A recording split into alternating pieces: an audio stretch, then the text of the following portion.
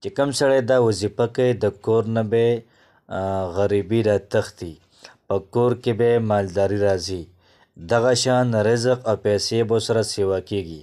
دا تاسو چې غټې غټې مدرسې وینئ د دې وظیفې په برکت سره چلیږي. السلام علیکم ورحمت الله وبرکاته. نن ما ستاسو لپاره ډیره زیاته زبردسته وظیفه راوړې ده او ډیره زیاته قیمتي ده، ډیره زیاته مجربه وظیفه ده. دا وظیفه چې کوم سړی کوي نو د هغه سړي په کور کې به مفلسي، تنګدستي او دغه شانتې څومره چې قحطسالي ده دا به د هغه په کور کې نه راځي. داسې بهترین رزق به الله پاک دله ورکوي د انسان سوچ به هغې ته نه رسیږي. داسې د غیبو نه به الله پاک دې بنده ته روزي ورکوي چې د بنده په وهم و ګمان کې به نه وي. که تاسو خیال وکړئ په دنیا کې څونه مدارس دي، څونه مدرسې دي، څونه یتیمخانې دي، اکثریه دا وظیفه هغوی ډېر زیات کوي. نو څونه مدرسې دي، مدرسو کې زما څومره خیال دی په یو کلاس کې 600 کسان، 700 کسان، 800 کسان، تر دې پورې چې 1200 کسانو پورې دا په یو کلاس کې دا وي. نو دونه غټه مدرسه را چلیږي، د هغې څه انکم نه وي، څه آمدن د هغې نه وي، او باقي خو ما ورته وګورو ما ورته څونه امداد کوو مدرسې سره. نو بیا هم زما اوس امداد یو قسم له زیرو دی او هلته کې دونه غټه مدرسه چلیږي په لکونو روپو باندې هغې بیلونه داخلیږي. دا ولې؟ د هغې شاته یو راز دی، د هغې شاته یو زبردست قیمتي وظیفه ده.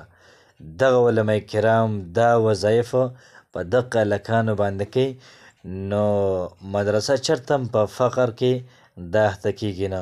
نو که ما ورته دغه وظیفه شروع کړو نو زما او ستا ورکوټه کور وي، دونه کسان پکې نه وي، 15 کسان پکې وي یا 20 کسان زیات نه زیاته.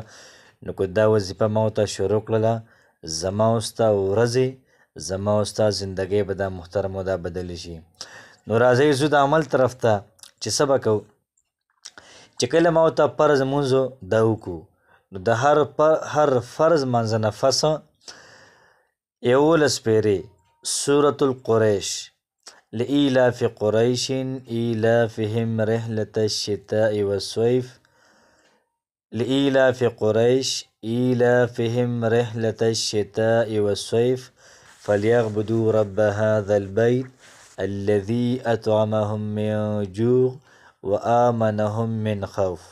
چې کله ما ورته لمونځ وکړو د هغې نه بعد به درود شریف 3 پیرې وایو، 11 پیرې به سورة القریش وایو، بیا به درود شریف وایو، بیا به د الله پاک نه دعا وکړو.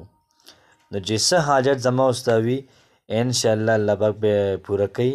او د رزق چې څونه مسله ده انشاءالله د داسې ځای نه به الله پاک تاسو ته رزق درکوي چې ستا به وهم و ګمان هم نه وي. نو کوشش وکړو چې دا وظیفه په خپله هم وکړو او نورو ملګرو سره هم شیر کړو. السلام علیکم ورحمت الله وبرکاته.